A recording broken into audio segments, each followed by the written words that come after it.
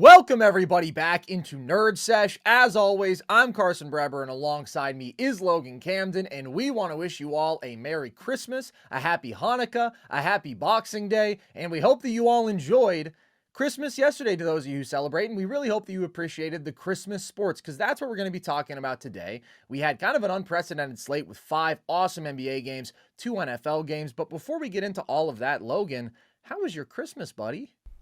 Phenomenal. I was just posted up with the family, watching sports. The Steelers game brought the vibe down a little bit, but my expectations weren't great coming into the game anyway. My dad was far more angrier than I, but it ended up being a great day. I mean, the basketball yesterday really made up for it, dude. We got some classic games. So it was a great time, man. I was just happy to be around my family again, man. What about you? It was very nice, dude. I taught a little Irish boy the meaning of American football, and he was really a natural. He really had a natural killer instinct. The band, American football. No. I taught him about the sport of American football, and he really had the natural killer instinct. You know, he was a real Jack Tatum out there. He was celebrating giving my cousin a concussion, and I said to him, listen, buddy, it's not really acceptable to do that anymore. Back in the 70s, yeah, you'd say he got his bell rung. But nevertheless, I think that's what you're looking for in a competitor. But it was fun. It was fun. Spent it with family. Really enjoyed the sports. Got some cool vintage NBA stuff. I've got this That's fresh, Sonics man. thing. That is fresh. Thanks, man. I've got a few different numbers that I'll be busting out that I got yesterday. So pretty excited about that, and was very, very excited and very happy with the basketball that we saw yesterday. So Logan, you and I both have 5 takeaways from yesterday's Christmas sports action. We're going to cover all of it. What was your first big takeaway from yesterday's games? Yeah, I'll start actually with the last game that we saw, Nuggets versus Suns, and I think I may have overestimated the Nuggets' greatness and my expectations for this year. And I know we had Hoop Venue on a couple of weeks ago, and you guys both agreed that you thought Dallas was the second team out west, and I've been a little slow, man. I was apprehensive to just crown Dallas that, but I'm really, really disappointed with Denver and where they're at right now on the court. And when you look back at that title run, I just wonder if their success is replicable as that title run was. And it was an all-time GOAT title run by Nikola Jokic. I think that's where that run started and finished with, is that Jokic was the best player on the planet and had one of the greatest runs to the NBA Finals of all time. I mean, he was almost perfect, and he was great defensively, right? It's one of the great runs of all time. And my issue isn't with where Nikola Jokic can reach and how great he can be. I think Jokic is the best player on the planet. I think he could have another great run this year. My first issue really starts with Jamal Murray and the level that he's at right now. He was at 27 points per game, and I know we've talked about this briefly. Carson, I still am really frustrated with the level he's at, but more his decision-making on the court, man. The playmaking, there's just parts during these games, man, where I'm like, Jamal, you could swing the ball for an easy advantage right now where somebody's wide open, and he'll dribble the ball back out. He'll create initial dribble penetration, and he'll dribble back out, and the shot that we settle for is there were no passes on the possession, but Jamal settles for a tough mid-range jump shot. And that's been an issue all year long, right? I know that Jamal lives on a tough shot diet. He's playing selfishly at some points. Later in this game, Jamal's missing some shots, and he just shuts down like a robot. He's not moving off ball. He's just standing there almost apathetic. He's bad defensively. Michael Porter Jr. is really limited in his role, right? He's a good defender, but he's not a plus. He's a really good rebounder, excuse me. He's not a plus defender. He's not a plus guy getting to the basket and creating easy offense for himself. It's just like, when I look at Dallas compared to this team, Carson, Dallas's role players play defense, they fill specific roles, and they aren't overtasked. And I just can't say that about Denver because this team is not good defensively. They've been really bad at taking care of the basketball. Another thing outside of these guys filling the roles that they did during the title run, they're struggling to just get into their offense and set up and get Jokic the basketball. And everything is just really problematic right now when I look at them and their title hopes. And I'm just souring on them, man. I don't know if Jamal can reach the level that he needs to. I don't know if this defense is going to be able to reach the level that they need to. I don't know if they're going to be able to play smart enough basketball and protect the ball the way they need to. And Russ is a little bit of a problem with that, but it's really everybody down the roster. I'm just souring on them, Carson, and I really wonder if I overestimated how great the supporting cast really was around Nikola Jokic, and that's more where I'm at. I just have a lot of red flags right now, and I'm not confident in saying that they're a shoe-in to be in this title hunt. I think that it's Oklahoma City at the top. I think it's Dallas at number 2, and then I think it's maybe everybody else. Dude, they lost to the Suns down Devin Booker in this game. He doesn't even play. Like, this was just a really concerning loss, and it's not just this game, man. It's this entire year. It's not like this is anything new that I'm bringing to the table. This has been the issue with Denver all season long, and I just continue to grow more and more frustrated, man. I don't know if this team is good enough around Jokic to do it, and I felt like after the title run that this was going to be really replicable, that the Nuggets would be here every year, and they're going to be in the playoffs. I think that's for sure, but I don't look at them as having this. I don't think they're that good around Jokic, man, and I'm just continuing to sour on them by the week. I'm disappointed, man. I was really high on Denver coming into this year. I think the concerns with Denver are pretty simple, pretty straightforward, and they're basically the same things that they have been all year. And the biggest one by far is Jamal Murray and the level that he's been playing at. Now, this was a really bad game from the Nuggets. Just came on the heels of them absolutely kicking the Suns' ass 2 days earlier. But this was one of their worst offensive games of the year. In fact, it was their second lowest point total in a game Jokic played in all season. The only worse outing was against OKC, which had an amazing defensive performance in that game, and everybody around Jokic was really bad, but they doubled the hell out of him, forced so many turnovers, and they're also just the best defense in basketball. I did think the Suns' defense was actually really good in the second half of this game, and I think it was the best defensive half they played in a long time because they've kind of let go of the rope on that end. They've been really bad there for a good portion of this season after a solid defensive start, but I thought that they were extremely physical. I thought that they were extremely active. I thought that you mentioned the Nuggets' difficulties just getting the ball to Jokic, right? That's not something I would characterize as a consistent issue with this team. That was an issue in this game. The Suns were making every catch difficult. They were making routine passes difficult. And then on top of that, to exacerbate the turnover issues in this game, the Nuggets were just sloppy with it. I thought Russ took bad care of the basketball. I thought Jamal took bad care of the basketball. MPJ took bad care of the basketball. Like, those guys combined for 13 turnovers, and the three-point shooting was bad for the Nuggets in this game. They were 8 of 29, and we know that three-point volume can be an issue for this team where they just can't keep up, even if they're creating good looks from the perimeter, because they don't have the shooters who are willing to take and make those shots. So it's kind of a nightmare scenario for the Nuggets because you know that the three-point shooting volume can be an issue. And then you know that Jamal can be a big issue. And Jamal was just really bad in this game. And that's just a theme of the year, right? He had a couple good performances last week.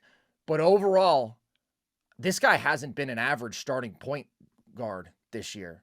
Like, the position is so stacked. I don't know. I haven't actually done this exercise, but I'm very confident that I could go through and find 16 dudes who have played better than Jamal Murray at the point guard position this year. And that's just hugely detrimental to this team. Like, if he cannot play close to an all-star level, then this team doesn't have a title ceiling. So you talk about MPJ, like, I don't think that that's an issue at all. MPJ is who he's always been. He's actually better than he's been. He's always filled this same role. This entire formula is contingent upon Jamal Murray being a star guard, and Jamal Murray has not been close to that.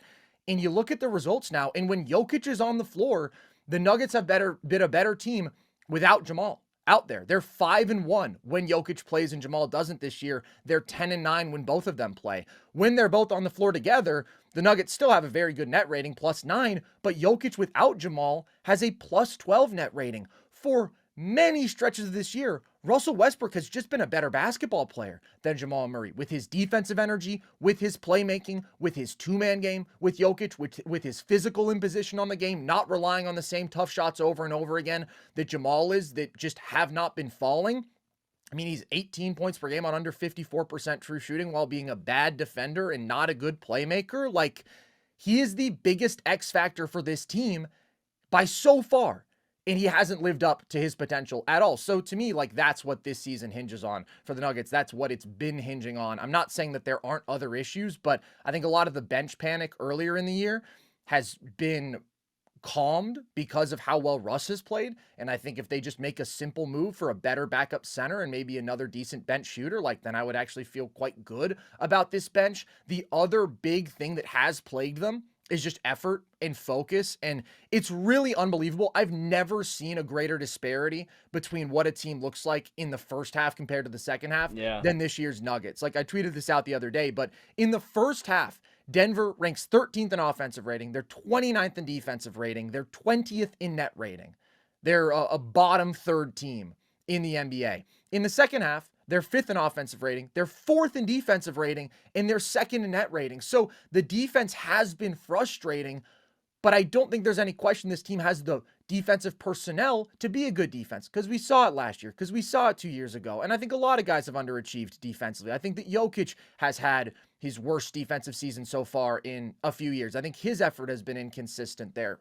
But that doesn't worry me because I know what they're capable of. And we see it where they lock in these second halves and they're the comeback kings. They have 9, 10+ point comebacks this year. That's the most in the NBA. They couldn't do it against the Suns, but that's because their offense was uncharacteristic. I mean, that's over half their wins this year. Yeah, more than half their wins. And some of those are against shitty teams. Some of those are against good teams. It's been a theme regardless of the opponent. But when they lock in, they can reach that really high level. Their clutch offense has been unbelievable this year in totality. They have almost a 130 offensive rating in the clutch. So the defense is an issue that I think will get better. And that's why I think this team is better than their record, right? Because focus, effort on the defensive end is something that's caused them to lose some of these regular season games that they shouldn't. And I don't think they would if they were just playing with more effort. But when it comes to the real standard, right? The standard that we would have held them to before the year, not are they better than their record, but can they go out there and beat OKC? Are they better than Dallas? Jamal is the X factor there. And I don't know when it's going to turn around, man. I don't know if it's going to turn around. That's why I had to drop them below Dallas, because I was holding out hope. I was saying, look, a lot of these other things, right? The bench isn't as big of a deal as people think. The effort stuff can get better. I trust to be better in a higher stakes environment. MPJ is playing well. They haven't had Aaron Gordon, right? All these things to me have said, okay, you don't need to panic about those as much as some people are, but Jamal, you got to panic about Jamal. Because we could go through the names right now. Do you want to do this exercise? See how many starting point guards have been better than Jamal Murray this year? It's a lot. I mean, the fundamental difference to me is that, especially with the dynamic with Dallas, it's if you drop Kyrie in Denver and you drop Jamal in Dallas, it's I would leapfrog Denver easily. It's that's the difference, because I trust Luka and Kyrie to keep that offense going. Luka's out of this game, and Dallas comes back down huge, right? Just on the back of Kyrie, and the Timberwolves have a myriad of problems as well. We'll get into that in a minute, but I'm just frustrated, man. I'm frustrated. Jamal just doesn't seem like he's worth the amount of money that they paid him. He doesn't look like the player that he was during the playoff run, and I think you made a great point. Maybe I am being too hard on MPJ. When Jamal's off, it just makes everything else look so much uglier, because Aaron Gordon and MPJ then have to do more than they're expected in their role because Jamal's not pulling his weight. And it's like you always talked about last year with the machine, man. One cog goes awry and then everything stops spinning. The machine stops working. Jamal is the broken cog right now, and it's frustrating. But sure, man, I mean, I've got 16 names right here, and I honestly think that they're all pretty clear. And this is not in order. I was just going through the standings and seeing which names I like more.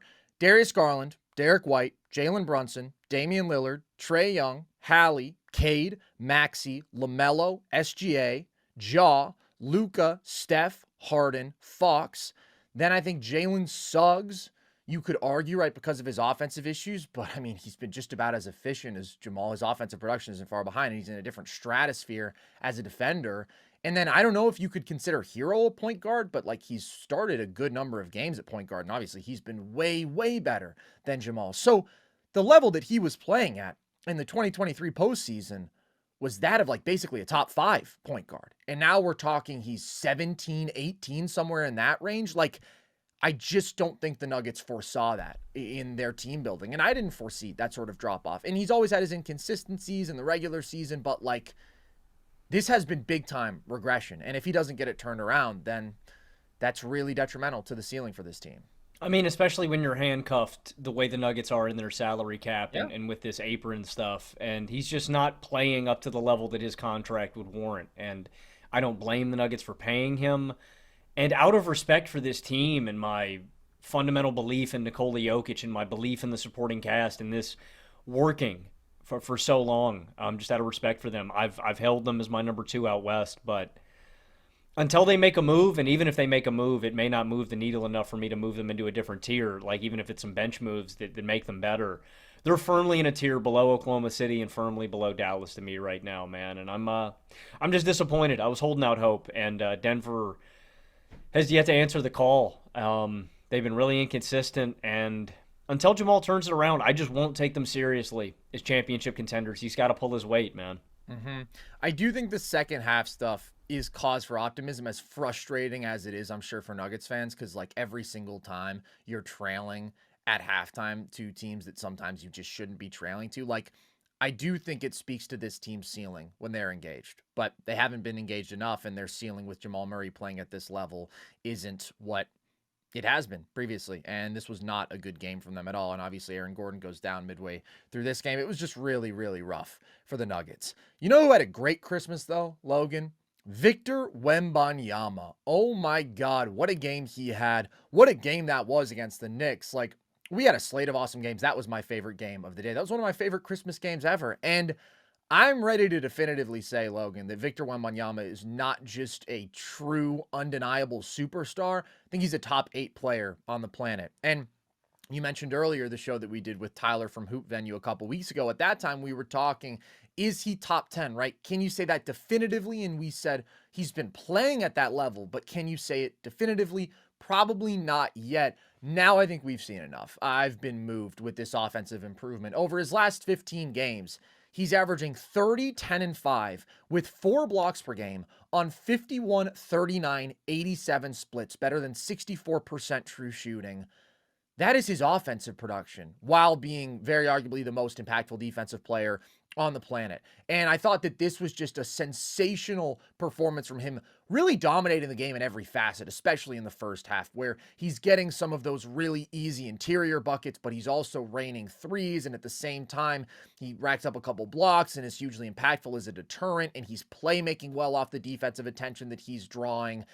It was a really, really efficient, dominant first half, and his efficiency has just skyrocketed across the board. It's skyrocketed in the restricted area. He's shooting like 80% there, where that was at 70%, just under 70% last year.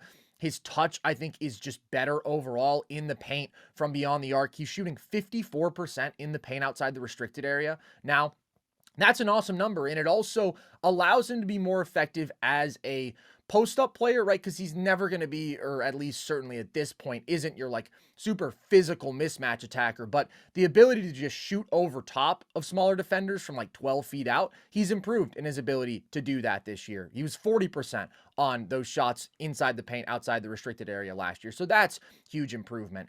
And on top of, obviously, the huge three-point volume and efficiency leap that we've seen from him, like, he just gets an easy 10 points every game on account of, I'm bigger than you. I'm just 7'4" and incredibly fluid, and, like, he's the most ridiculously easy-to-feed lob target, roll target when he does roll hard. He had an offensive rebound in this game that he literally just grabbed the ball over Cat's head and dunked it. So that's what I've always said with Wemby. Like, that's the foundation of his game. That's what gives him such a high baseline offensively.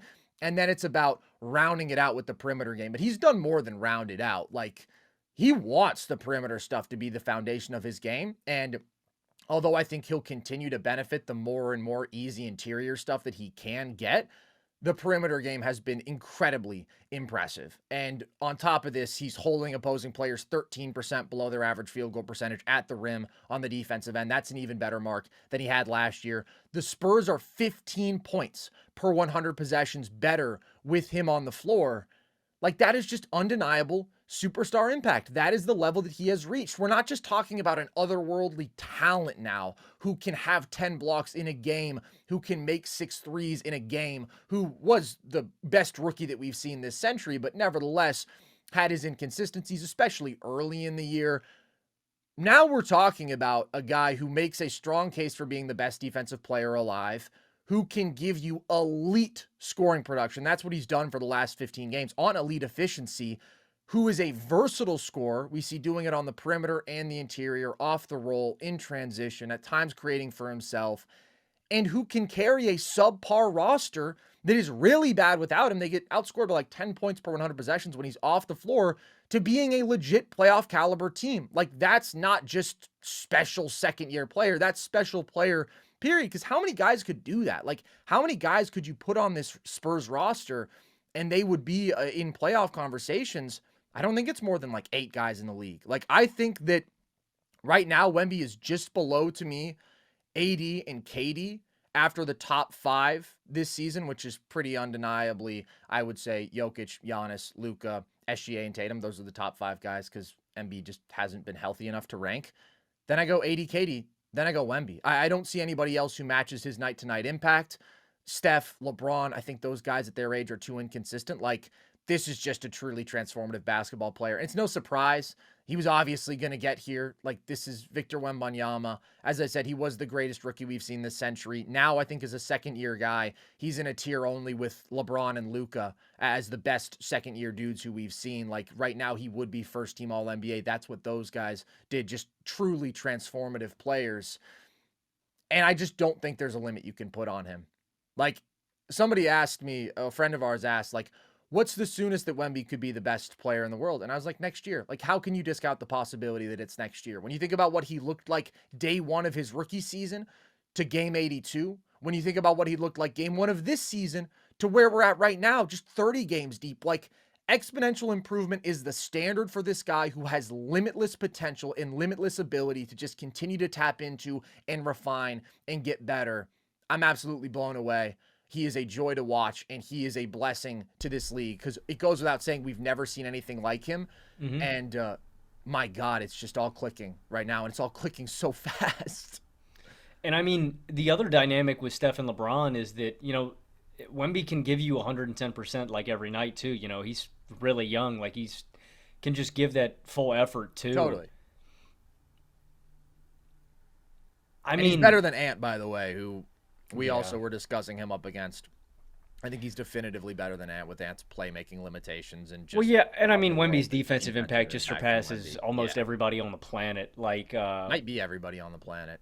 Maybe. Gobert hasn't been as sharp this year. AD hasn't been as sharp this year. And I kind of think it's Wemby and Mobley right now who've been the two best defenders. I think so too. Season. Wemby can just do freak shit that nobody else can. And I mean, I always said this about LeBron too. It is remarkable that LeBron, when he came out, was the chosen one. At 17 years old, they put the crown on him and said, you're going to be the greatest player of all time. And Wemby comes out, and his expectation is you're going to be the greatest player of all time. And if you fall short of that expectation, you're a disappointment. If you're not the greatest player to ever put on a pair of shoes, you would be a disappointment. LeBron held up to it, and every single game, it just reinforces that I think Wemby's going to live up to it. And you know, I don't know. For so long, Carson, everybody always talked about it, right? When KD came out, when Porzingis came out, they were like, when are we going to get the total package, the guy that is long and fluid and is super skilled, and this is the guy. Wemby is the guy. He is the unicorn. It's just you've never seen a basketball player like him. You have to watch for must-see shit. The Karl Anthony Towns thing, man, was like taking candy from a baby, man. It was like playing with your little brother, and he was like, oh, I'm going to get the rebound. Actually, that's mine. It's unbelievable. He's playing on a mini hoop, man. He totally is. And the only reason that I still say that I would take an AD or a KD over him, because I saw our friend Drew from Pick a Side said, why isn't Wemby in conversations for best player in the world? And I thought, all right, settle down for a second. As incredible as his offensive production has been over these last 15 games, like I do still have some questions about in a playoff environment when you're facing a really good, a really physical defense. What if they've got a bunch of switchable wings who are going to harass you, right? What if you go up against a Houston and they're not letting you pop and they're not letting you roll? They're just switching everything. Like I could see Wemby struggling there if his jumper cools down, which I do think it will cool down some from where it's at right now because he's just been so red hot for these last 15 games. I do think there are teams that can push his catch point further out, that can make it difficult for him to attack off the dribble when you have these lower center of gravity feisty players. And so like if Wemby had a rough offensive playoff series, that wouldn't shock me. It wouldn't. And with KD, I know the floor that his shot making and his offensive poise gives him. And with AD, I still think there's a physical maturity there that offensively I do prefer. I think that he creates a steadier shot diet for himself, although Wemby can have such easy stuff manufactured for him. But when it comes to self-creation, I definitely prefer AD. And then defensively, I think they're right on that same level when they're both engaged. So those are the last couple guys I would take over him. Everybody else, Wemby's done enough for me. It's just transformative what he's doing on both sides of the ball, but especially defensively. But the offense has started to really catch up in a way that is just completely freakish, man. And if anybody complains about Wemby, you're out of your goddamn mind, dude. Like, I have said before, hey, I think that he's a little jump shot reliant for his skill set, and I would like to see him add some strength to his frame, but also more specifically, just maybe become more assertive as a screener, become more aggressive as a roller, right? Get more of that easy stuff around the rim. And I think it's always been a combination of he could be doing more of that, but also the Spurs could put him in positions to do that more. He hasn't had the high-level ball handlers. They've definitely let him do a lot of the wing stuff. Like, I'm all for saying, hey, I want him to find the perfect balance, because that's how he becomes the best possible basketball player he can be, which just might be the best basketball player we've ever seen. But when I see people, like, there was this whole thing on Twitter the other week of, like, there's this 7'4" guy. He's 7 of 15 from 3 in this game. Like, okay, dude, it sounds like a 7'4" guy made 7 threes. 40 years ago, everybody was coming their pants over Ralph Sampson because he could functionally move at 7'4". Like, do you know what 7'4" guys look like on average? Most of them can't play in the NBA. And if they do, they move like Boban, or they move like Zach Edey, or they move like Mark Eaton. Like, this is a 7'4" guy with the fluidity effectively of a wing, with the shooting skill of a wing, with ball handling that we've never seen from a guy this size. How could you not love that? He is the evolution of basketball, bro. He is the reason the NBA is so great today, because we have talents like we've never seen before, and that's an amazing thing. And if you try to find a way to be upset about that, I just don't think you like basketball. If you don't like that, then you don't like NBA basketball. Literally. That's literally exactly what I was thinking the entire time. Also, I know that a lot of people don't like it. I love the amount of threes that NBA teams take, because when they hit, I get fired up, man. It's like a mini dopamine rush. I get a little pow, it's like a gun being fired. I don't know, man. I get some people don't like that aspect of the basketball product, and I'm not saying it never happens in NBA games, because it happened yesterday during the Celtics-Sixers game when they were having the clang fest for a little bit, and it's like, okay, well, somebody needs to stop shooting these and get downhill, and guess what? Jason Tatum says, all right, well, we're missing too many shots. I got to get downhill. But I like it. I enjoy the basketball product. I like all the threes they take. I enjoy it. I hate that is taking up so much of this Discord. But you know what? Let me tell you something. I think Christmas Day was good for that Discord. I think it was too, man. We'll get back to that later. I may have a take on that. Okay. What's your second takeaway, Logan? My second one, we will go to the team that played previous to Denver, and I'm going to go with Minnesota. God, man. Minnesota and Denver are the two teams that I've held on hope for more than any other team in the Western Conference. They have been in my top 4 teams for so very long. And the Timberwolves win this game against Dallas. And shout out to them for holding on. That was an embarrassing end to that basketball game. And so my take with Minnesota is I was wrong. This basketball team has major, major problems. They win this game 105-99. But they should be embarrassed for how this basketball game finished. I think they should have won this game by 20+. As I mentioned earlier, no Luka in this game for most of it. He goes out in the second quarter. It's just Kyrie. Minnesota makes me angrier than any other basketball team in the sport. When I think about Minnesota, I get angry. First of all, just for their fans and off-court decision-making for trading away Karl Anthony Towns, that song and dance that we've been talking about for a very long time, the fact that you get to the Western Conference Finals, you let him go, he is...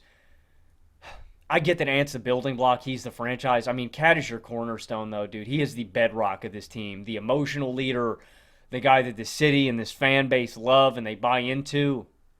So it's that. But it's also the on-court basketball product. One, Anthony Edwards and how he finished this game. Also, throughout this game, he can't deal with double teams. I don't get it, man. I was talking to my dad yesterday, Carson. I don't understand it. I've played so much basketball, and I don't play real basketball. I play pickup basketball. When I see a double team coming, if I've made a lot of threes, I go, oh shit, man, I got to pass it. I got to get it to the open guy.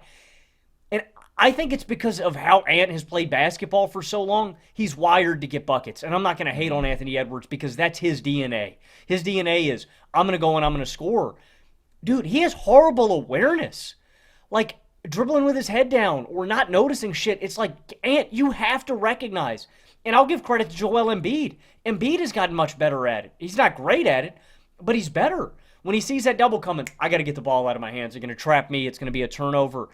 He's horrible. He is a bad passer. He is a bad playmaker right now, and he can't deal with double teams. And I was wrong about that. You were getting on me for the SGA thing.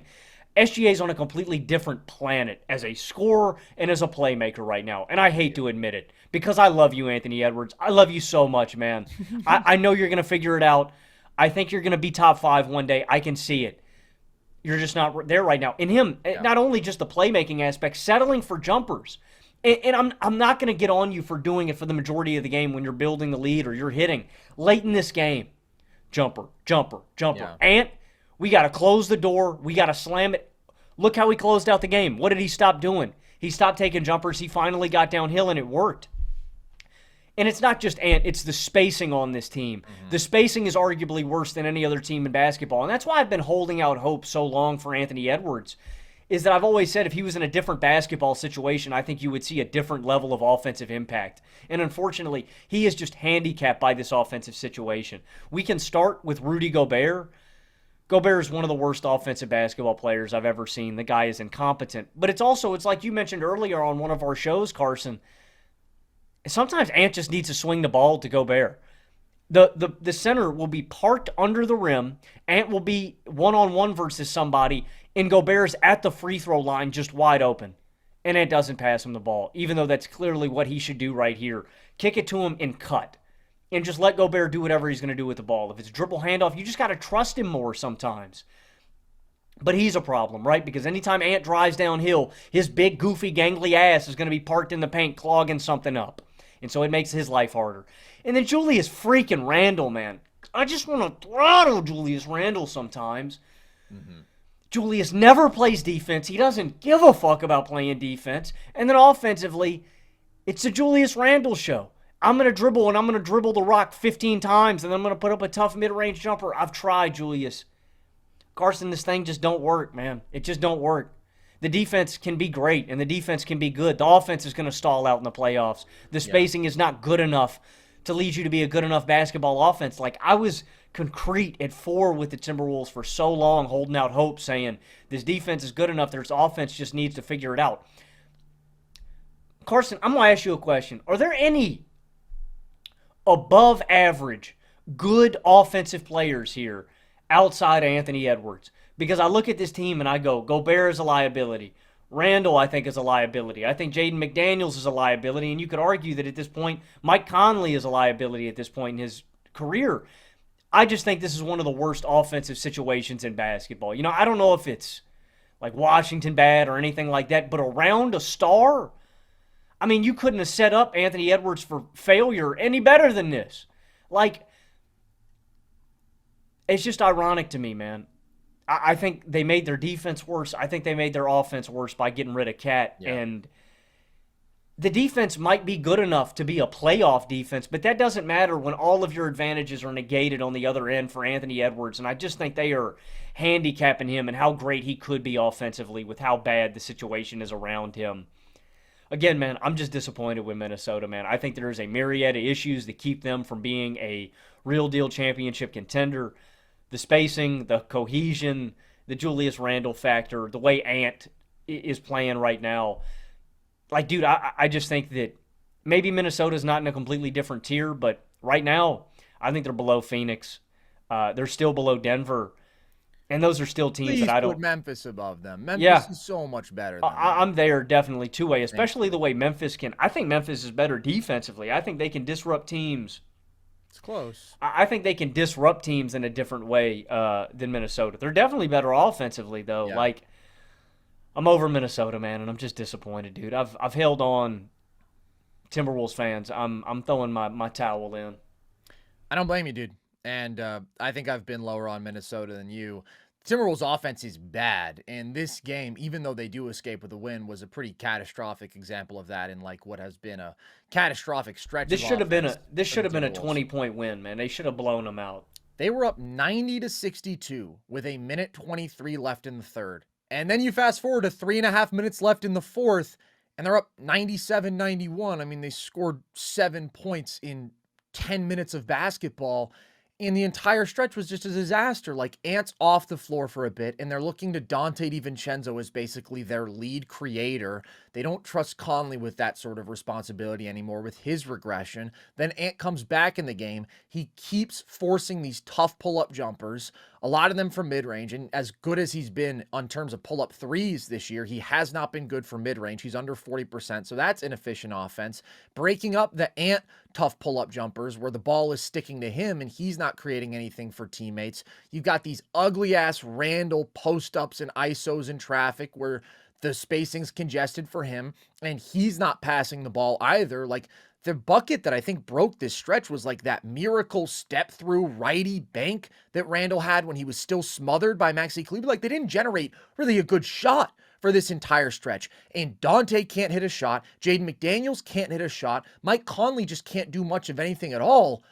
And it's not surprising. The construction of Minnesota's offense is atrocious. Conley is too old to fill his role as the steadying, ball-handling presence and playmaker and really good spot-up shooter that they needed him to be. He's shooting 33% inside the arc now. He is just falling off a cliff athletically. The guy is really old, and he looks old out there. Ant is not even close to being a lead playmaker with how he handles doubles, with just his passing limitations. And I actually think he's been worse as a passer this year than last year when they needed him to take a leap. And he's at his best as a downhill player, but he's playing with this front court of guys who can't shoot. Jaden McDaniels is a spot-up player who cannot shoot right now and has never been consistent as a shooter, but has been really bad this year. Randall is a ball stopper who suffers when the spacing is bad because of how he likes to operate in that sort of mid-post area. And when you can send doubles at him easily, his playmaking historically has failed, and you can bait him into this tough shot diet, and he'll miss a lot. Ball over a lot. And at the same time, he's making your spacing worse because he's another non-reliable outside shooter. And then you have Rudy Gobert as an unskilled five. So that's your starting lineup. Is it any surprise that this is a bad offense? No, they're the number 23 offense in basketball for a reason. And there is an incredibly hard ceiling on you when you're the number 23 offense in basketball. They desperately need more ball handling and more playmaking and more shooting.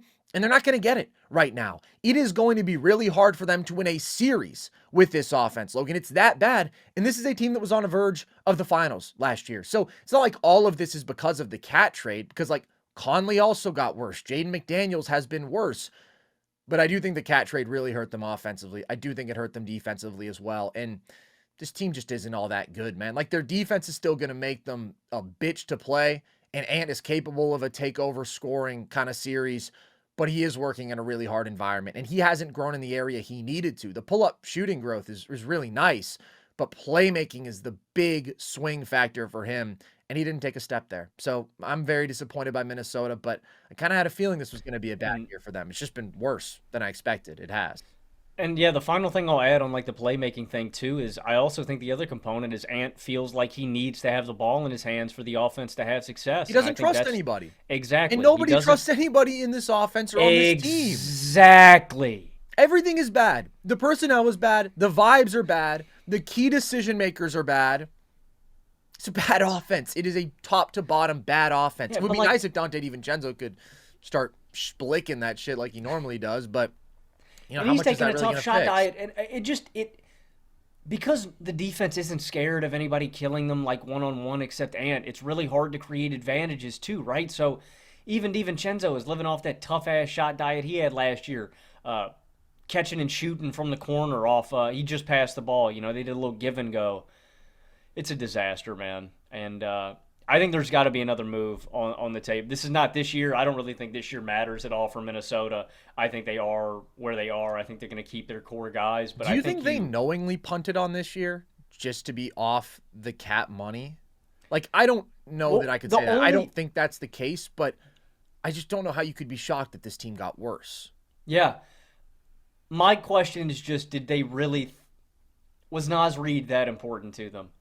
That's a good question. That to me is the reason that they did this deal, because they didn't want to lose Naz Reid, and I don't know if that was worth it, man. I really don't. And I'm not saying that you can find Naz Reids don't grow on trees. He's Naz Reid. He's very special. 6'9", butter smooth, wing/big who can handle and shoot the hell out of the ball from everywhere. He's super skilled. But I don't know if it was worth punting on Cat, man, and getting rid of him. And I get the cap thing, but to me, the next thing for Minnesota, and I get this will drastically change your identity, you got to get off of a Randall. You got to get off of a Gobert. It's just this is. I don't know if I agree with that. I mean, to me, if you can move Randall and get a guy that seamlessly fits in, and you can still hold on to Gobert, sure. But my thing is long term, I want Ant to figure it out offensively and to lead out a great offense. And I think you could do that really easily if you had a 5 that was offensively skilled, that if you had a front court that could complement him and set screens and roll hard and do something offensively. I get what you're saying, but also, like, why was this team great last year? They were great because they were the best. Well, my thing is okay. Why are they the best defense in basketball? Primarily because of Rudy Gobert. No, I completely agree with that. My thing is that, okay, well, if we can pivot and become a great offense, which I think would have been way easier with a guy like Karl Anthony Towns, who fits perfectly alongside Anthony Edwards. The Timberwolves fucked themselves. They did. That's why they're at where they're at. This Gobert isn't an thing easy is tough. solution. My bigger man. concern with Gobert is he's almost 33. When is the cliff coming? Yeah. Exactly.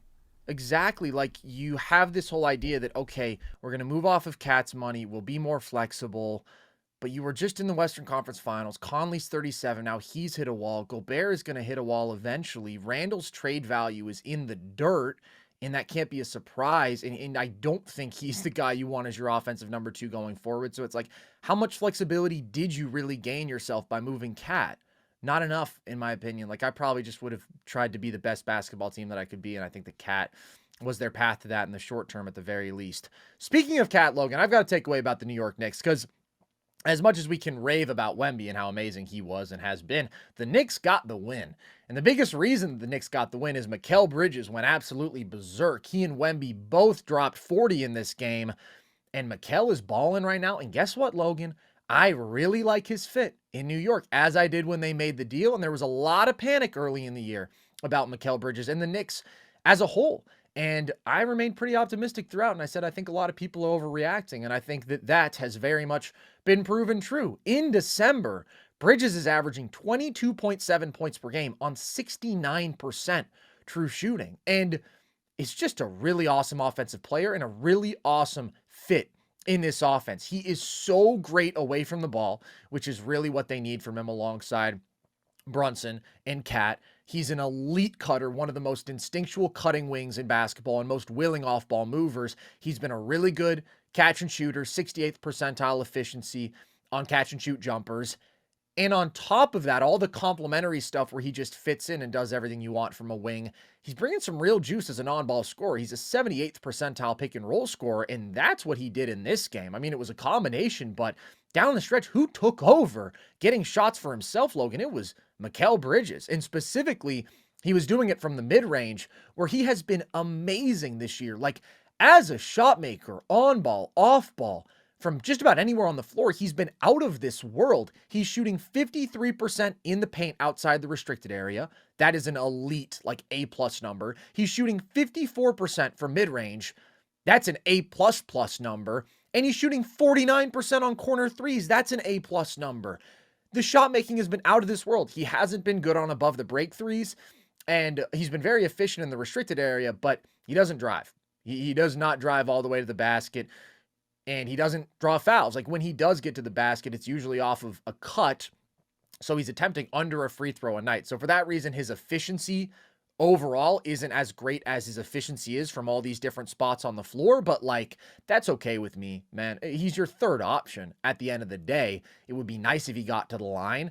It's very important to providing a floor when you can consistently get those sort of free points each game. And it just speaks to an aggression downhill.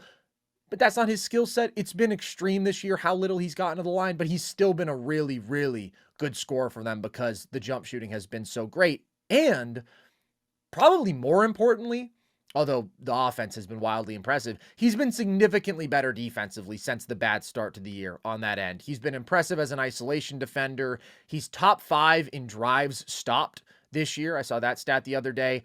And I think his screen navigation has been way better. His overall defensive focus and effort has been way better.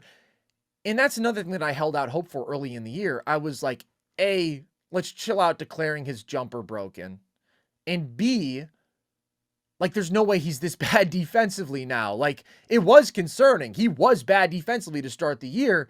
And the expectation shouldn't have been, oh, he's going to get back to 2021, 2022 Phoenix levels. But, like, will he be better than he was at the beginning of this year? Yes, and he has been. And that's made the Knicks team defense a lot better. In December, they were a top 5 defense. So this version of Mikal, him being as good as we would have expected, right? Probably a little better offensively and maybe still not quite as good on the year as a whole defensively as I would have hoped. But again, showing a lot of improvement there.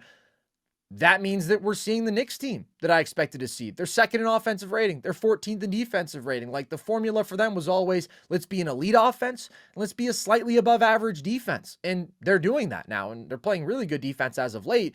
The only difference for the Knicks in terms of like their place in the East hierarchy is just that the Cavs have been so much better than I expected, and they've taken such a big leap. But when New York is defending like they have been recently, and they don't even have Mitch back, who I do think is really important for them, having more flexible looks, having a legit defensive anchor at the 5, being able to play the 2 big looks, or Cat out there alone, or Mitch out there alone.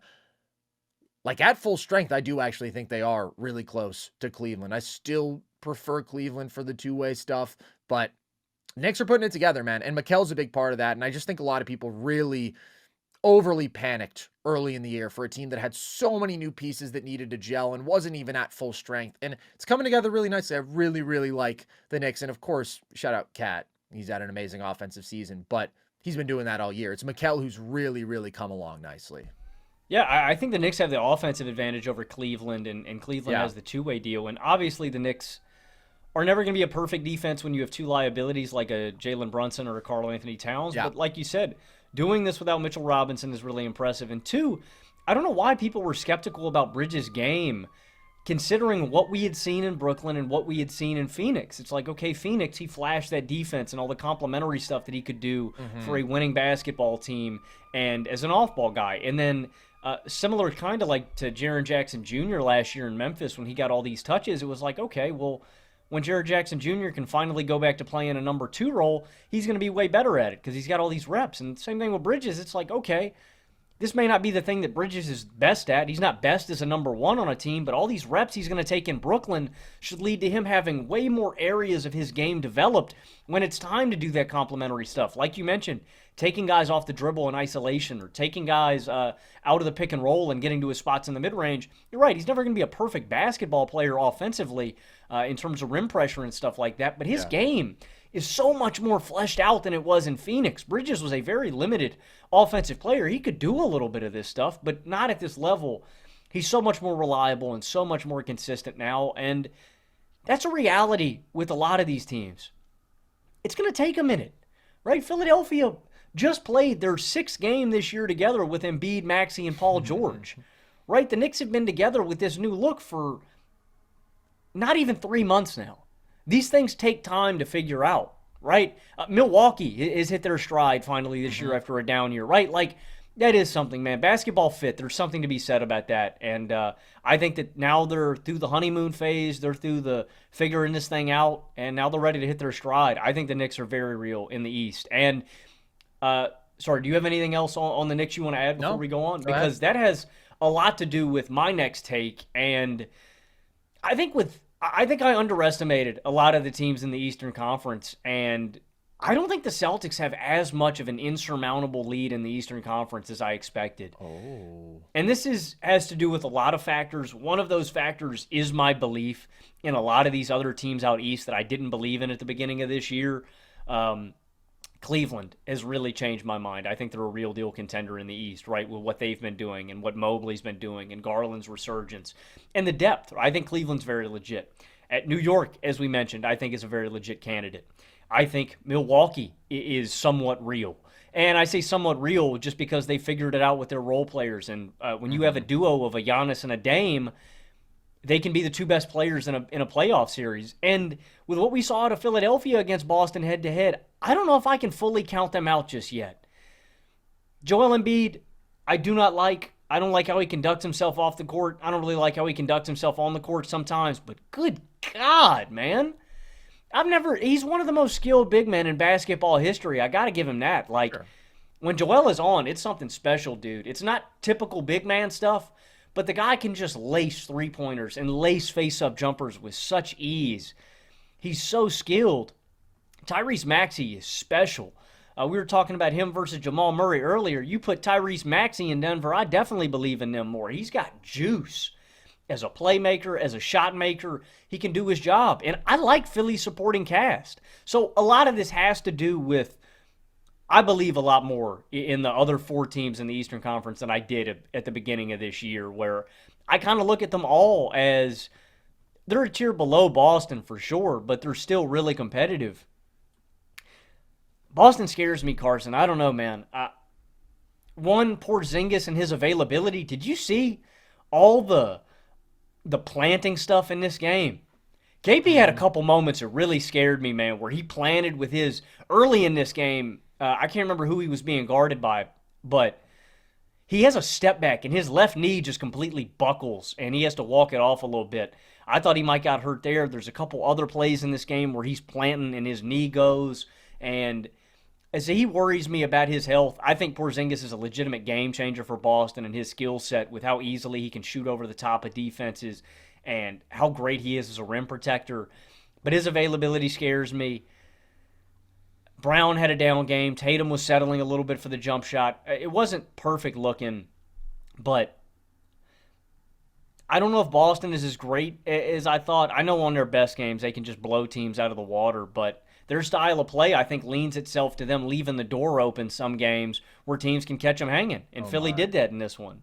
But it has more to do with the teams around them, man. I believe a lot more in the next four teams in the East than I did at the beginning of this year, a lot more. I think they're all legitimate.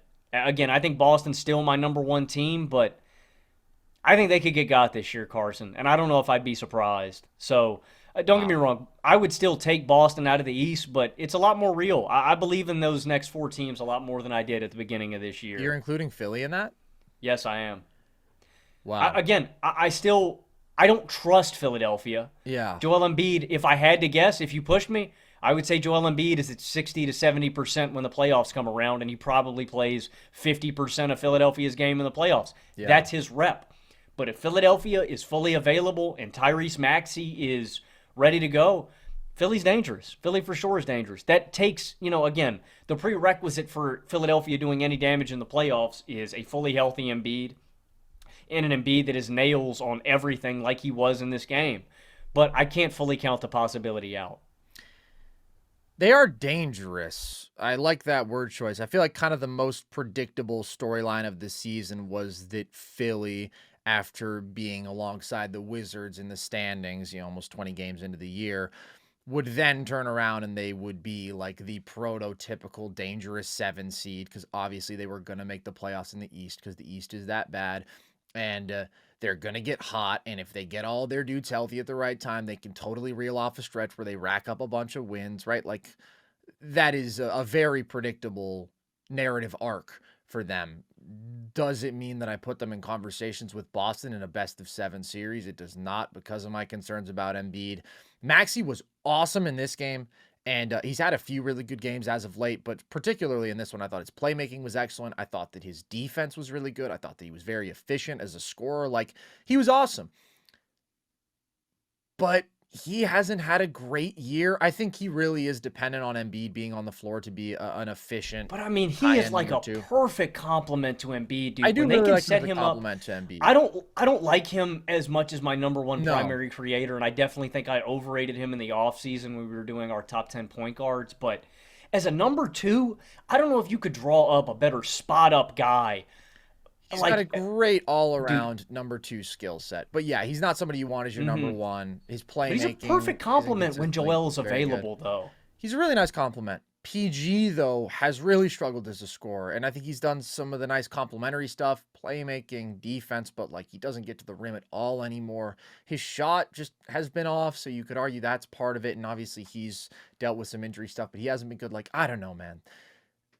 I guess I'm just not moved by them winning games to now get to 12 and 17 or whatever they are, because I always saw this coming. When I said I'm out on Philly. I didn't mean I'm out on Philly as a team that, if they draw the right matchup, could win a first-round playoff series. I mean, I'm out on Philly as the team that I hoped they could be before the year, as a top 3 sort of team in the East. And I still feel that way. Even though the Big Three's only played 6 games together. I still feel that way until I see a significantly better Paul George, man. And maybe like his jump shot does just start falling more, but he hasn't. I mean, do they the really same offensive player to me? Let me ask you this: to get to the Eastern Conference Finals, right? Because that's the next stepping stone for Philadelphia. And Embiid still hasn't been there. What's the least you think Paul George could give you to do that? Because I think Embiid and Maxey are still a really great 1 and 2. Like, what's the least he could give you per game that could get you there? Well, I'd like him to give me at least 18, 19 on respect, because like the Knicks have a lot more offensive weapons, man. They do, right? Like, yes, Philly is extremely top heavy with this big 3, but that's why you need all 3 members of the big 3 to be really good, because they don't have the totality of the Knicks starting Also, this 5. was a crazy game from Caleb Martin. Of oh my course, God, because dude, that was playing the ridiculous. Celtics, and he lives to destroy the Celtics. I saw, I think it was Automatic NBA on Twitter. He's shooting like 55% or something against the Celtics over the last couple years from deep. It's utterly ridiculous. But they don't have the offensive weaponry top to bottom that Cleveland does, in my opinion, just with the totality of Cleveland's shooting and the level Garland and Mitchell have been at. Philly's got a lot of dogs, though. That is the one thing I like about them. They got dogs, but like they built out their roster with the best they could get. So I don't know. They just have a lot of big flags to me still that are worth noting. I mean, I'm not saying they're not dangerous. They're obviously dangerous. But like, do I have them in my top 4 in the East? No. But to the nature of your take, I actually really disagree. I don't see anything that scares me for Boston. Like, outside of a KP injury. If KP, well, I was going to say, if KP ain't healthy, I mean, that opens a floodgates. Yeah, but if Steph wasn't healthy, the Warriors never would have won a title. I don't know. Like, the Warriors would not win a game, man. I get it. KP has injury stuff, but if we're presuming health, I don't think it's close. If KP wasn't out there, I still might view the Celtics as the favorite.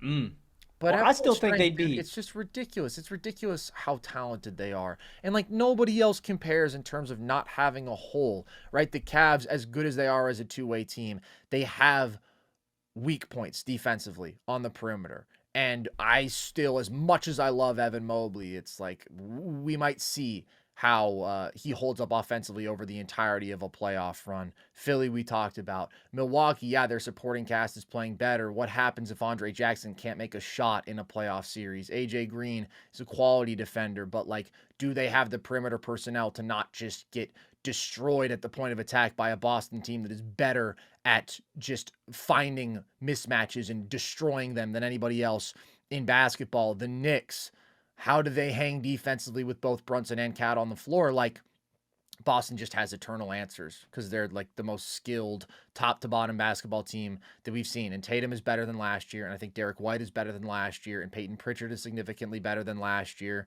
Hauser is a quality basketball player. Horford is still maintaining a really solid level.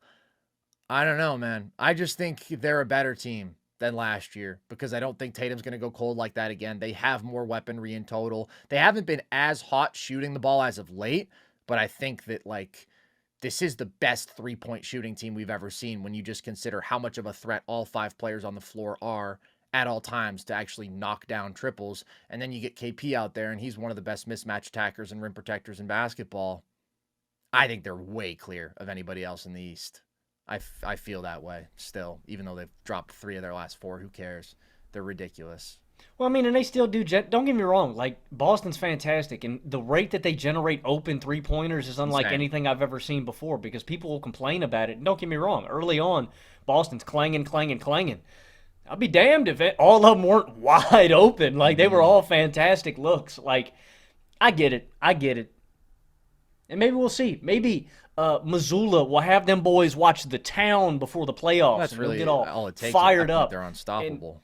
And ready to go. I mean, I know that's like his special sauce. Yeah.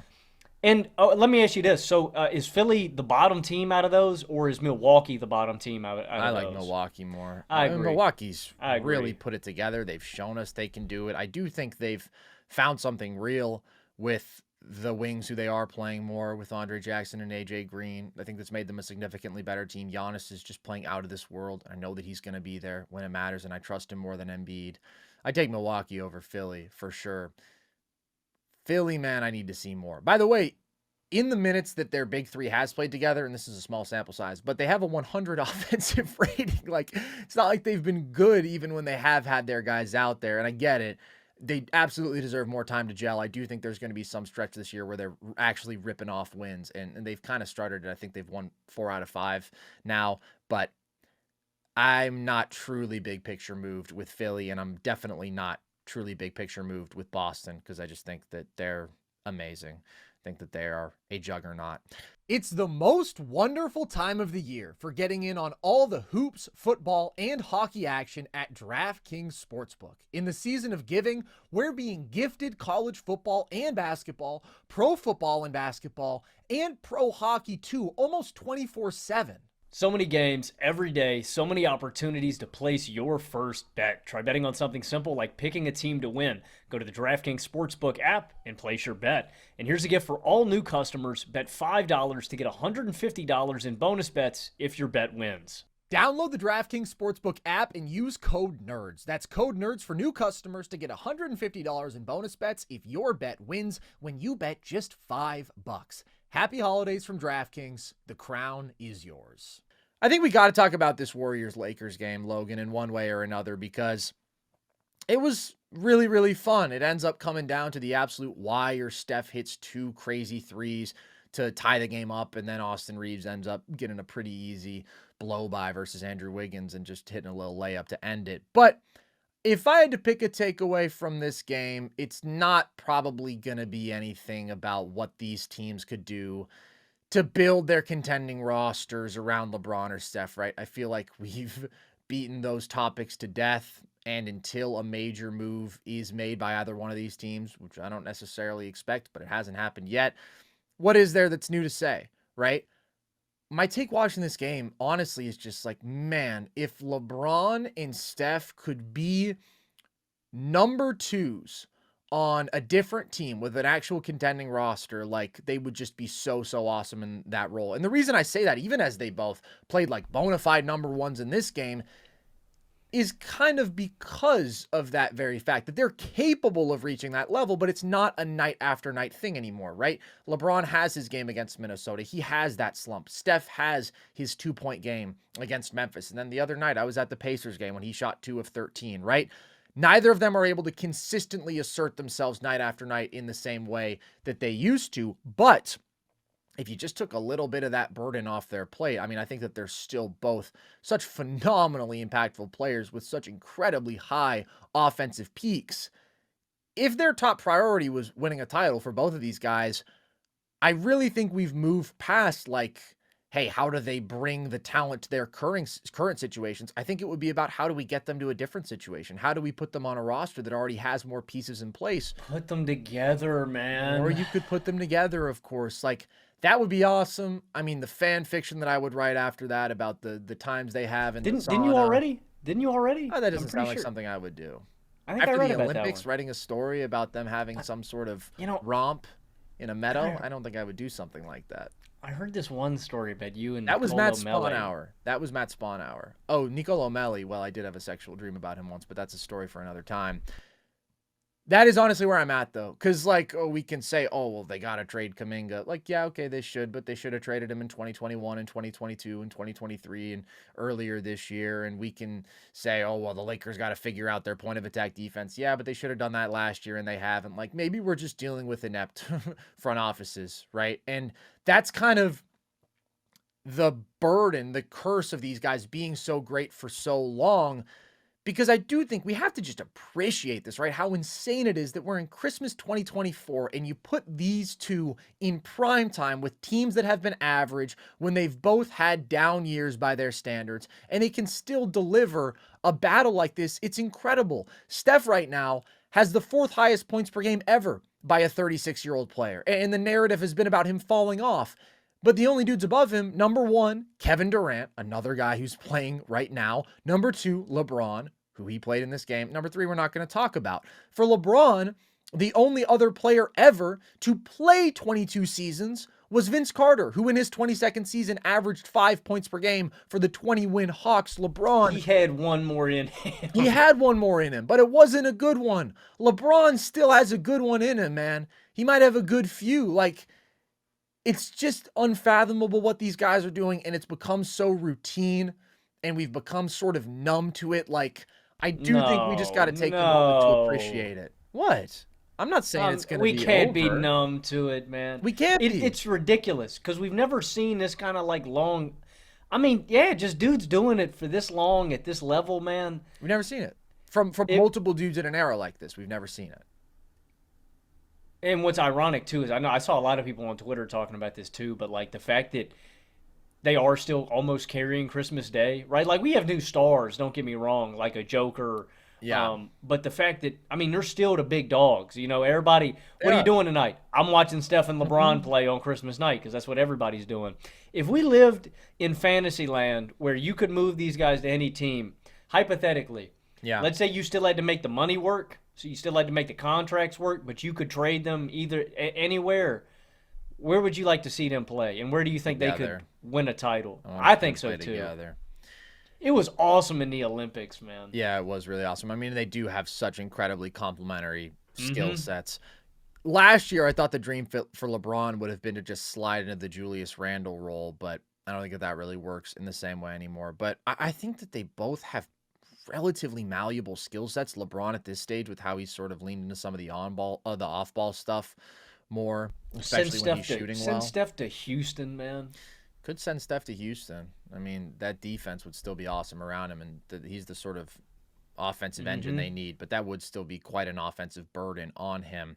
At the end of the day, neither of these guys is going to get traded. It seems like they really like their life situations, and winning a title at this stage is not the most important thing to them. So it's not going to happen. But the thing that I'm saying here is it's incredible that they're still playing at this level, but the downside of it, the blessing and curse aspect of it, is it makes us feel like they should still be contending, and like it's frustrating when they don't have the contending rosters around them, when historically that's never been the expectation for a 36-year-old or a 40-year-old. Like, those guys just never have been playing at a high level before. So that is sort of the bummer big picture, where you're like, yes, they had this awesome battle, but then you think about where their teams are at, and it's disappointing. And it's been a disappointing thing throughout this year, but this was a really amazing duel between the two of them. And it's funny, man. Our friend Gabe said in our group chat right after, like, oh, we don't have a lot of those left. And I said, yeah, that's true. But also, like, we say that every year. They just keep coming. You know, LeBron's almost 30. This fuckery won't go on much longer. And here it is.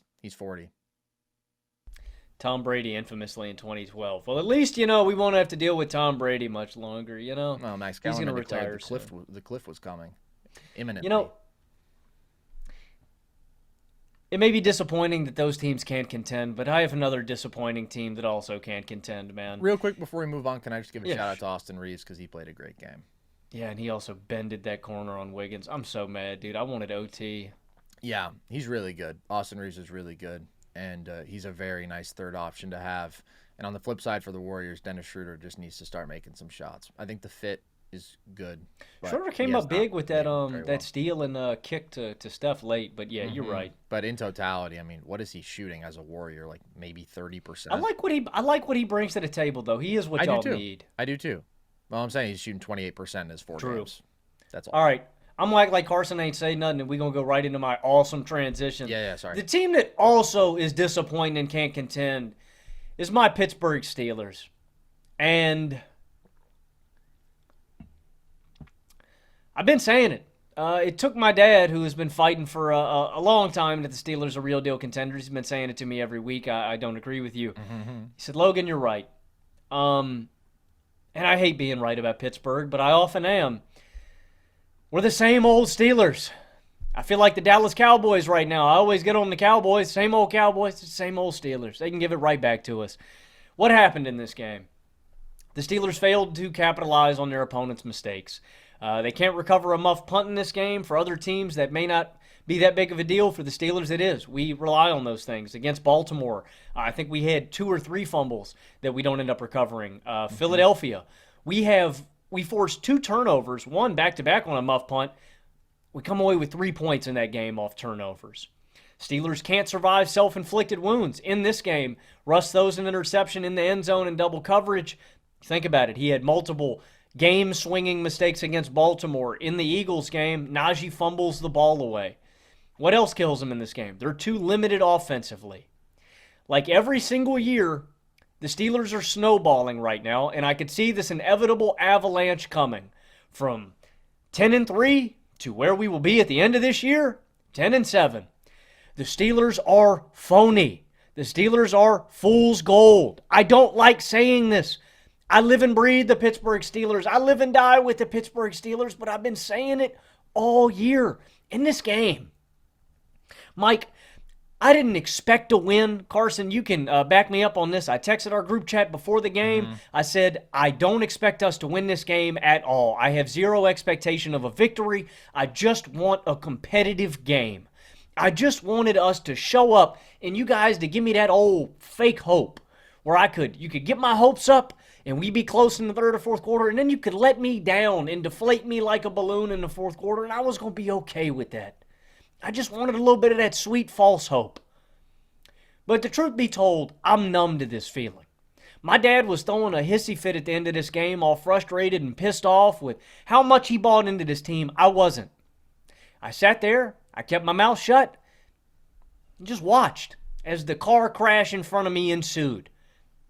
I am numb to this feeling. Losses against great teams, it is what I expect. We just don't hold a candle to them. Every time, every year, we get drubbed by great teams because we're not great. We're a good football team. And that is what I said all year long. And the one thing that I will get on Mike on, because I hate you stupid fucking jackass donkeys, excuse my French, at Barstool, all you jackass Steeler fans. Oh my God, Mike's a fake good coach. He's such a bum. Can we get rid of this bum? Mike Tomlin is a great football coach. And for all you guys that punt on him every year, oh God, he does this every year. Oh my God, guys, we won 10 games again this year. We're going to be in the playoffs. For you high and mighty, pampered princess Steeler fans, it's going to be all right, guys. We're in the playoffs again. And that's why I'm not going to flambe Mike. Because Mike gets us here every year, and God bless him, because I don't know where we'd be without him. One with Mitch Trubisky, one with Kenny Pickett. I say it all the time. He can win with anybody. And he's winning with bum-ass Russell Wilson, who's crapping his pants every week. The one consistent trend with Mike Tomlin that I will get on him, and I don't think this stretch really is reflective on Mike Tomlin, which is why I think it's asinine that you put this on him. Najee fumbled and gave the game away against Philadelphia. Russ has given these 2 games away, and George Pickens missed 2 out of the 3. So for this skid, I'm not going to put on Mike. But what I will put on Mike, consistently, our team stall out at the end of the year. Consistently, Mike Tomlin gets out-coached and out-executed in big games. I'm not going to cut him.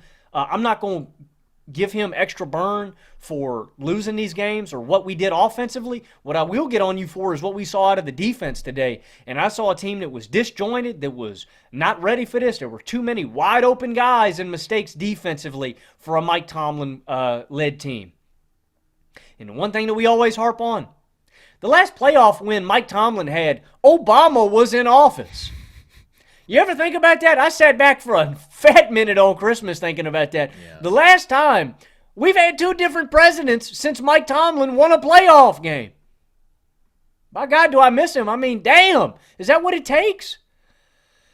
And again, the one thing, I'm not going to get on you for the offense, Mike. What I will get on you is for the defense and the decision-making. And we played pussy football yesterday on Christmas. 4th and 2 down 29-10. We punted the football. It don't matter. It doesn't matter. We were going to lose this game 9 times out of 10 in that situation. But Carson, other teams, the Buffalo Bills, down 3 scores in that football game, have life. The Detroit Lions, down 19 points with 6 minutes left in a football game, they got life. The Pittsburgh Steelers were lifeless yesterday. A corpse. Mike Tomlin, what does it matter if we lose 42-10? It doesn't. Like, if we don't move the ball right there, it doesn't matter. It reminded me of the Philly game, where late in that game, we punt, and we never saw the football again. like I said, I'm not going to get myself worked up, Steeler fans. I've told you all year what we are and our limitations and what our fate is going to be. And I'll reiterate it right here. This team is destined to lose in the wild card round. We are going to lose the AFC North. Baltimore is going to get us because they got us, and they're better than us, and that's okay. This team is destined to go to Houston in the first round of the AFC wild card playoffs, and C.J. Stroud is going to beat us like a drum. And we're going to have to live with that again. You think so? Yes. They have a real quarterback. We do not. Yeah, but they also suck. The Texans do suck, and we can get to that if you want in a minute. Yeah. I've said all year what the Steelers are. They are phony. They are fake. I can dress it up in a million different ways. They're not a real football team. They're not a real contender. And I laughed at you guys when the Steelers were riding high and everybody said they were Super Bowl contenders. And I'm laughing at you right now because now you got to walk them all back. I've been right on the Steelers all year long. And unfortunately, I was right about this game in the fact that, and the only thing, because my dad was damn near inconsolable, man. He was losing it. I told him, I said, Dad, if there's one silver lining to this game, we just got beat by the best team in football. And I think the Chiefs are still the best team in football. I'll save that for a minute because that's kind of my second part of this take. But same old Steelers, Carson. I'm not surprised. Yeah, man. It's a rough one. I will say, I mean, you've been 100% dead on with the Steelers from before the year throughout. You said that they would be better than the national media was saying before the year, and they have been. And then you said as people got higher on them, hey, this is this team ceiling, and we agreed on this team ceiling. And I think that has very much been exposed. And I think both things can be true because I also said throughout this year that I thought this was the best team that had a chance at winning a playoff game since the Super Bowl team, and I still feel that way. That being said, when you look at the other competition in the AFC, the Steelers aren't close, man. Yeah. Like, I still do have the most confidence in this team winning more than any other team that we've put out in the past. But there are still leagues of competition between Pittsburgh and Baltimore, between Pittsburgh and Buffalo, and between Pittsburgh and Kansas City. And a lot of people just got too high on them. It's certainly the best team that they've had in recent years since the Ben fall off. I still don't think there's any question about that. Do I think that they're a better candidate to win a playoff game than like 2017, 2016 time when like they had actual elite offenses? No, I think that I would prefer the firepower of those teams. But this isn't a shocking skid from the Steelers, but it is nevertheless a concerning one because of the play of Russell Wilson, honestly. I mean, that's like the one thing, right? He was impressive until this 3-game stretch, and he had this offense playing the best that they have in years, and it looked like, hey, this is an actually solid offense. Not a good offense, but a solid offense with an elite defense, and the Steelers haven't had a solid offense in a long time. So, like, yeah, that makes them more of a threat to actually win a playoff game. It's always going to count on the formula of how do we get a couple defensive swing plays? How can we disrupt their offense? And can we do enough offensively? But we did our quarterback rankings with Theo, and I had Russ at number 19. The graphic hasn't even come out for that yet, and I'm already thinking that's the ranking that I regret Same here, brother. most Same here, on brother. the entire list. Against the Eagles, couldn't move the ball whatsoever. It's a great defense. You're down George Pickens, but still a bad performance. Last week, Russ had some high highs. He also had 2 back-breaking mistakes against the Ravens that basically shut the door on that game for the Steelers. And this game, I mean, was just bad. I thought that the pick was bad. The red zone woes continue. They're the number 31 red zone offense. And what was most problematic to me is just Russ takes 5 sacks in this game, and several of them were bad sacks, man, where you just got to get the ball out. He's not throwing over the middle of the field anymore, which like he was doing 5-6 weeks ago in a way that we hadn't seen. He had 1 completion, I think, over the middle of the field in this game for more than like 10 air yards. He just looks bad. He looks really, really bad. And I'm not going to say that he's regressed to the Russ of last year, of 2 years ago. He's playing himself out of a contract right now. He totally is. And I think that what we're seeing is that same Russ was always in there, right? And didn't probably improve as much as it appeared. And I know that there are a lot of people who said, actually, well, Russ has been good the whole time. Russ was good last year. Russ was not good last year. Russ was pretty good early this year. And now he has been bad, and that's the biggest concern for this team. It's just the level Russell Wilson is playing at because these 3 weeks have been really, really ugly for him. It is. The internal clock, holding on to the football too long, crumbling under pressure, panicking. Yep. If you did listen to our last episode with Theo, God bless you. That was a behemoth of an episode. Well, hopefully you enjoyed it. Also, thank you. I did think it was good content. thank you. But he was talking about Baker and being jittery in the pocket. I felt like how he was describing Baker in that episode is what I was watching with Russ. The game just felt really fast for him. Final things I want to say on this. The defense is down to Sean Elliott. He's been out, and statistically, I didn't realize this. The difference when Deshaun Elliott is on the field and off the field, I know he's been great for us. It is the difference between the number 1 defense in the NFL and the number 32 defense in the NFL, somehow. Wow. Also, Joey Porter Jr. was out, who I think has probably been a little bit overrated. Just that guy has hands on his receiver every single play, but he's also out of this game. So the defense could have looked a little better. It was still a piss-poor performance because it's next man up, right? The Chiefs are down Chris Jones. I don't hear them bitching and moaning about being down Chris Jones. So I just wanted to add that in. I think that's important to add about the defense. But say a game, Tomlin's got to get these boys into shape. And unfortunately, Carson, I was waiting for this stretch of Russ games, right? There's certain quarterbacks that you wait on. And, it's like Goff or Darnold or Dak Prescott, right? You're always skeptical. That game is looming. It's been looming for Russ, and it has manifested itself. And I'm kind of back to the point where I'm like, You want Justin Fields? I don't know. Does he? I don't know, man. I know that we wouldn't be as explosive over the top in shot plays, but Fields can prop this offensive line up better than Russ. He can make plays with his legs. I just don't think we have still a great answer at quarterback, and I wouldn't have Russ as high as I did on that list, man. I'm disappointed in myself for buying into that hopium. Yeah, man. I don't know. I don't think you ever bought into it too much, but he put together a pretty extended stretch of solid football. Not top half starter, but close, average starter. And he's really come crashing down in recent weeks. I'll just give a really quick takeaway from the other game, and then we can get to your Chiefs take to get back to the Steelers-Chiefs game. Both these games sucked, by the way. They were really, really bad Thank God for basketball on the slate, man. Thank God for basketball, and I'll get to that for my final take, Logan. But this game was worse. The Texans, I don't know if you're aware, Logan, they scored 2 points in this game, and the only way to actually do that in the sport of football is through a safety or a 2-point conversion returned or a blocked extra point returned, actually. But it was an inept offensive performance, and this is just a bad football team. I mean, I feel like I've been calling them frauds for a long time, but since they started 5-1, they're 4-6 in their last 10. They're scoring 20.6 points per game in that time and allowing 22.3. They've got a negative point differential on the year now, which is always a good indicator of a great football team when you're getting outscored by your opponent. CJ in his last 10 games, 2,100 yards, 9 touchdowns, 8 picks, 6.6 yards per attempt, passer rating under 78.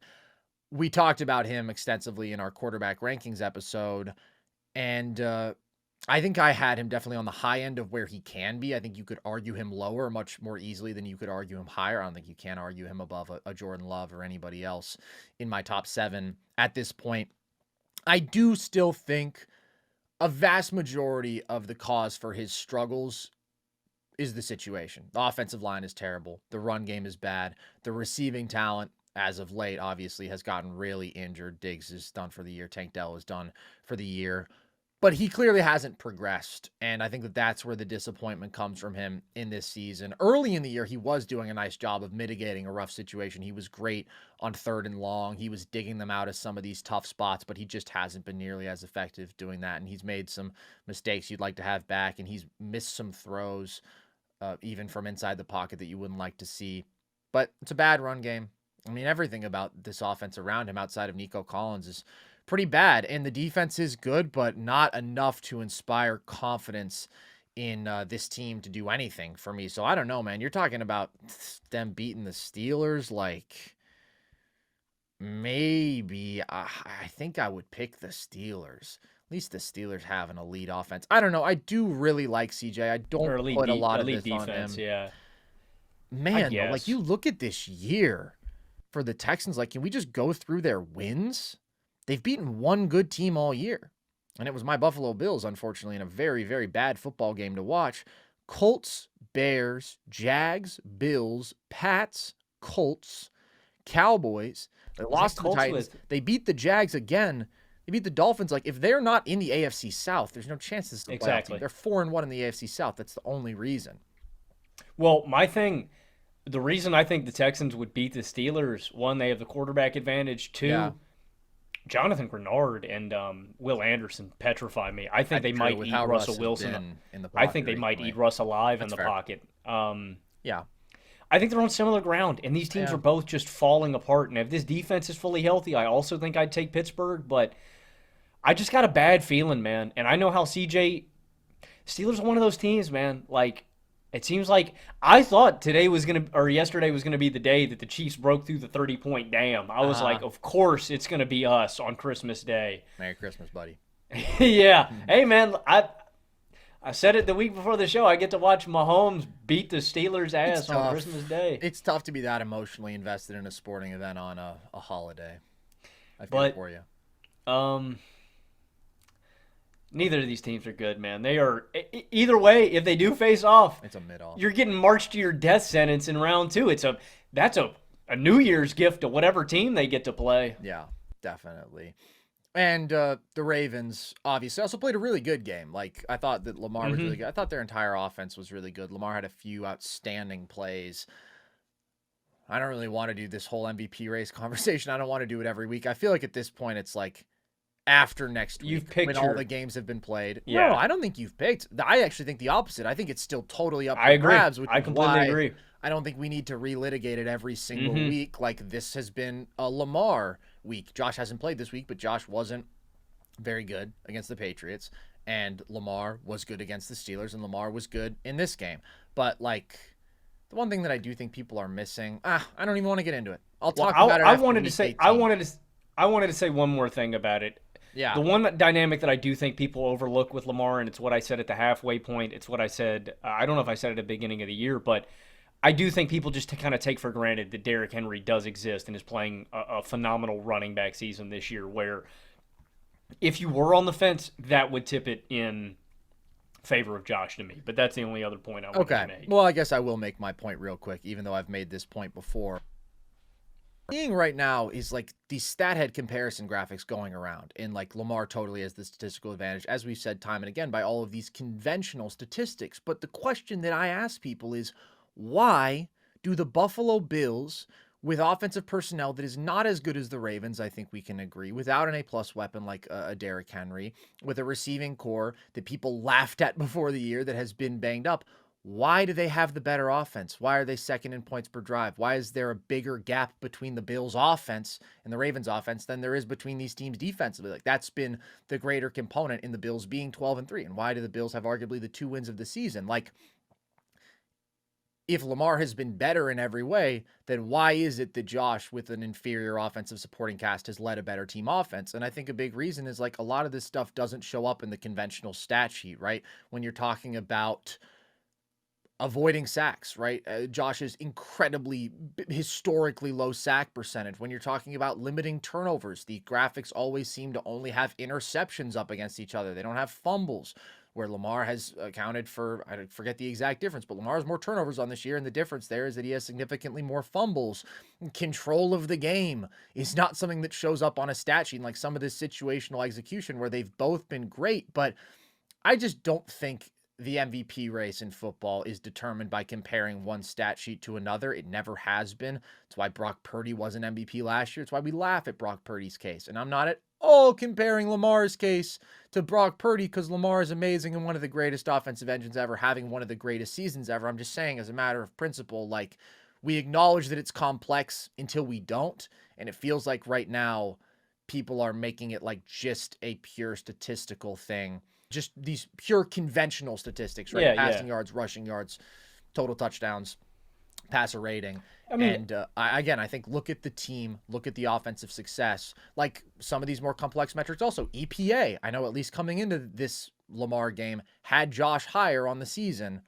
So I think a lot of people are being unfair to Josh, but I also think people have been unfair to Lamar. I think Bills fans are being unfair to Lamar, who is having a historic season. It's one of the best MVP races we've seen. I just want to appreciate it. And every time that I open up Twitter, it's somebody making a disingenuous argument against the other guy. And I haven't decided who my MVP is, but I think some people are missing some key points in the case for Josh.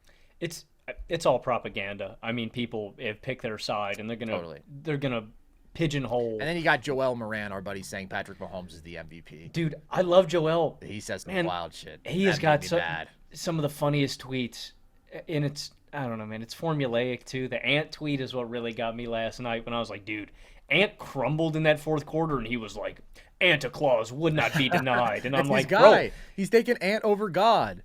I love Ant. I love Ant too. I love Joel too. Yeah. Also, last thing I wanted to mention about the Ravens, I do think that the Ravens have cleaned up some of their issues. They're still a problematic team. I think the penalties, I think the secondary being penalized. They've benched Marcus Williams, and I think moving Kyle Hamilton and Ardarius Washington up top and putting them in coverage more has made a meaningful difference in this defense totality. I totally agree. And by the way, I think that brings them much closer to the Bills and Chiefs, where I had them definitively below those teams with the defensive issues.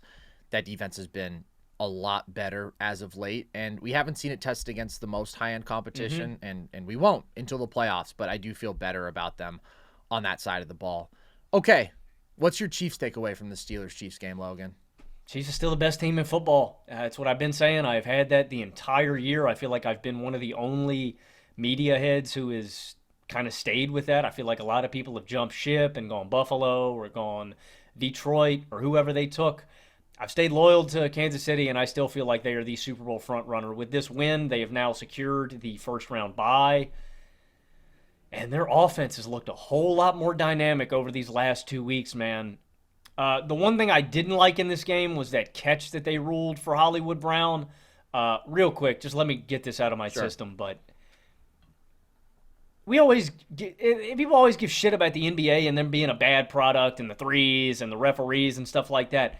I get equally frustrated by shit in the NFL, probably more by the refs. Like, the refs frustrate me in every sport I watch because of the zebras, but this one,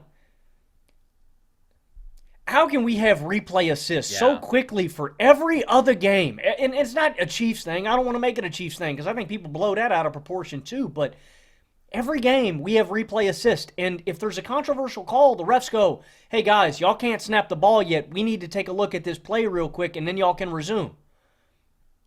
My dad and I both live go, obviously we're biased, we're Steeler fans. We go, hey, we don't think that's a catch. I thought the same thing. I didn't think it looked like a catch in real time. And so why can we go and pull replay assist for every other play, but Christmas Day, we can't look at that? And it wouldn't be a big deal if it was a blowout at that point, but to me, the game was still close. That was a crucial play call that would have set up a third down for the Chiefs that maybe could have swung that game. I still think we lose. I don't think it had a really big... 29-10 is 29-10, but it was a bad call. The replay assist stuff, I understand your frustration as a Steelers I just don't fan. get the inconsistency game to game, play to play. Why is there... Sometimes it's if you go so fast... They just don't have time. I mean, I get it. That's old school. That's old school. Yeah. Hurry up so we can snap this ball. Because we also saw that. Who else did that? The Rams did that on a Puka catch that I could think of this past week that actually was a catch, but they just wanted to go really fast. Like, I think maybe they're like, okay, we need a little bit of a second to check this. And then if we think there's something, okay, now we're actually going to hold up play and we're going to hold the ball and say you can't go yet. I don't really know the specifics, but I get it. It's a little inconsistent, it seems. But to stay positive and on point, I think the Chiefs have also, I talked about the Ravens alleviating some of their problems. I think the Chiefs have figured it out too. We've got Tooney at tackle now, where Wanya Morris, I think, was an insane liability over there. He could get somebody killed. He's been way better. Yeah. This defense holds the Steelers to 10 points. Whoop-de-doo, it's a Steelers offense. They do that without Chris Jones, right? And so a lot of these problems that I think people pointed to with Kansas City, I just think aren't as big a deal as they were making it out to be. And I'm not saying they weren't valid criticisms at the time. They were. And I always said that. But if there's a team that is well-equipped to figure this shit out, there's nobody I trust more than Kansas City, and I still feel that way. I think they've figured out the tackle issue. I think they have figured out the wideout issue. Hollywood, Hopkins, Juju, and Kelsey is a really good receiving group. You got Pacheco back healthy. You got Kareem. The Chiefs are the best team in football to me. And preseason, don't get me wrong. I'll tell you right now, I want somebody to beat Kansas City. Sure. I am going to dance on their grave. If Lamar does it, I'm going to dance on their grave. If Josh Allen does it, I'm going to probably throw a party or something, man. We'll have a great show after that, man. It'll be awesome. But I'm with the Chiefs clinching the bye. I will stake my claim at it. I'm going to take Kansas City to get to the Super Bowl, and I'm going to take Kansas City to win the Super Bowl right now. They've been my number one team in football right now, and that's what my gut says. My gut says the Chiefs are going to be the first team in NFL history to win 3 Super Bowls in a row, and I don't want to act like it's some hot take. They've got Patrick Mahomes. They've got Andy Reid. They've got Spags. I don't think it's some hot take, but I still think they're the best team in football, and that's what my gut's saying. So as of right now, I'm going to stake my claim. I'm going to take the Chiefs to win the big game. That's fair, man. And that's the side that you've been on. So I understand that. And I kind of feel like at this point, if you are somebody who believes the Chiefs are the best team in the AFC, that's your belief. There's nothing at this point in the season that's going to change that. I mean, the Chiefs. Did this game move you at all? No, not really. I mean, I thought it was a good defensive performance. I think that their defense is really good. I still don't think it's quite as good as last year. I do think the Tooney upgrade is meaningful. I think that does address one of the big red flags for this team. And I think getting Hollywood Brown back has added some juice to this offense. So I do think the Chiefs have marginally improved in some of those areas, and this AFC race to me is going to be decided on the margins. And then you look at the Bills, and it's like the Bills had a bad game this past week. It was sloppy. The receivers really, really struggled. They couldn't separate. And something about the Patriots with you guys, man. I don't know what it is. Yeah, except for in the wild card round against Mac Jones. Josh Allen played the perfect football game. Well, I still think that they're a really well-coached defensive team. I still think that Mayo is a good defensive coach. I know that they haven't been a great defense this year, but also their secondary just kind of outclassed the Bills' receivers. And it's like, I'm not worried about that because the Bills have been up there for the best offense in football with the Lions this year. They just scored 30 points in 8 straight games before this past week, which is tied for the longest streak in NFL history. But it's like, if there is one thing about this offense, it is, that really, really high-end receiving talent. But I still think the offense is significantly better than the Chiefs. I do. And the Chiefs defense isn't great enough at this point for that to make up for the difference in faith that I have between these two teams offensively that favors the Bills, but it's really close. I don't trust the Bills defense all that much. I don't trust McDermott all that much. I just think their offense is that exceptional. I think Josh is playing at that high a level, and they just kind of need to not mess it up. But it's very close for me between these teams. Enough about football, though, Logan. Can I talk about the NBA? Because I think Braun said it best, man, after that win over the Warriors. I love the NFL, but Christmas Day is ours, man. It is. Christmas belongs to the NBA, and the NBA product and the Christmas Day product is awesome. And there are so many awesome Christmas Day moments that I just associate with the NBA. If it's the Cavs-Warriors game in 2016, if it's going back rewatching BK dropping 60 in 1984, if it's watching the Shaq-Kobe revenge game, not in real time, but I've watched it after the fact, where Shaq went to the Heat right in 2004 and they faced off, and that was a fantastic game. The D Rose game winner on Christmas Day, there's so many awesome moments that belong to the NBA, and it's always been that way, that this is a day that belongs to the NBA. And what do we see the NFL doing, man? We see the NFL putting their greedy little hands into every single cookie jar possible, and I don't think that's a good thing. And I think that we are seeing a concerning trend around sports of various different leagues and associations compromising tradition for short-term revenue gains. I think that you can basically look at the entirety of what has happened with college sports, college football, and how quickly they made the jump to NIL, which I do think was a good thing. Players deserve to be compensated, but then that accompanies we're waiving the transfer portal sit-out period. So now it's going to be like free agency on steroids, where every single player can leave every single year. We're going to get rid of the Pac-12. We're going to destroy historic rivalries. We're going to go to the 12-team playoff, right? So many radical sweeping changes at once, all with the idea of let's get more big games on TV on paper. But when you devalue tradition and you devalue rivalries and you create a detachment from these players, right? College football fans now aren't rooting for players. They're just rooting for laundry. They're rooting for jerseys. You take all that away and it's like, yeah, you'll probably make more money this year. But what does that do for the long-term health of your sport? And I think that that's a short-sighted thing. They don't care. They don't care. Right. But this is what I'm saying. You have to look big picture. It's not just about right now. And although I don't think that what the NFL is doing is similar to that, because the NFL understands what makes them great. It's still a cash grab. It's still greedy. It's a and it's dangerous for their players. That is also an excellent point, which I wholeheartedly agree with. Having teams play 3 games in 10 days is not good for them. I don't think it's good for the product. I mean, it could just be pure coincidence that we got 2 shitty games yesterday, but also why do Thursday night games tend to suck? It's not just because they put mad teams there. And why do players tend to get hurt on both? Players tend to get hurt on both, man. Like, I just think that the evidence is totally apparent there. And the point about tradition that I make is not something that the NFL is going to care about because they're an incredibly selfish, incredibly capitalist, money-hungry organization. I, as a sports fan, view the sports world holistically, right? I am considering my entire experience as somebody who enjoys all of these things, who does want to watch the college football playoff, even though I'm not a huge college football fan in the regular season. And what does the NFL do? They say, oh, you're going to put your games on this Saturday? Phenomenal. What if we start having multiple Saturday games in week 16? It's not just a playoff thing. It's not a wild card weekend thing. We're going to do it throughout the year because we can. Oh, Friday night football. That's for high school, right? What if we night football game, Christmas, that's for the NBA. What if we put games on Christmas? Like, it's just so greedy. And even though I love the NFL selfishly, I was glad that the NFL game sucked. Kind of. I was. Not that it's going to change their behavior, but like, this is not right what you're doing. And I don't think that it's good for fans. We don't need this much going on in a single day. It's honestly overstimulating to have 7 sporting events in a single day. And the NBA just kicked their ass, man. I mean, the NBA product dog walked theirs. We got 5 games. Every one of them pretty much was awesome. Suns Nuggets was pretty meh. Mavs Timberwolves wasn't great for 4 quarters, but there was a dramatic comeback in that game. And Knicks Spurs was a home run. Celtics Sixers was a home run. And Lakers Warriors was a home run. So I feel like NBA Christmas is a bastion standing against the NFL's greed. It's standing against this destruction of some of these traditions that we're seeing in sports that really are for the greater good. I don't think the NFL can take Christmas away from the NBA, and I really think that they shouldn't even try. And here's another negative consequence of the NFL doing this and trying to shove games into Saturday, right, and step on college football territory too.